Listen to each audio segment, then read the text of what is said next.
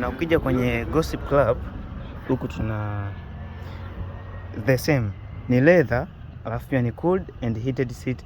Hapa tuna cup holders, lakini pia hapa tuna sehemu ya control AC, ambapo hapa ni sehemu ya kuchajia, lakini hapa sehemu ya control AC za humu ziko kama za kwenye ndege, unaweza ukaona hapo from above, yani AC inatokea kwa juu.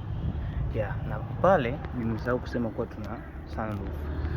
So after that, this is the rear design ya hii gari. Ni nzuri kichizi.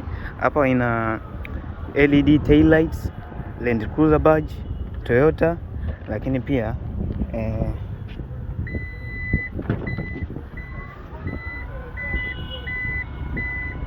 hizi siti ni 7 seat, ni siti za umeme. Kwa hiyo hapa unaweza ukazishusha kwa umeme au ukazipandisha pia kwa umeme. Yeah. After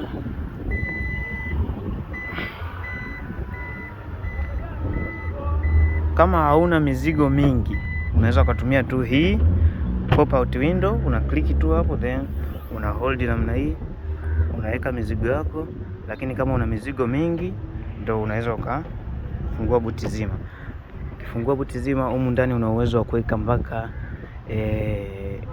cabbage 900 unaweza kaziweka humu ndani. Yeah, inashusha tu manually.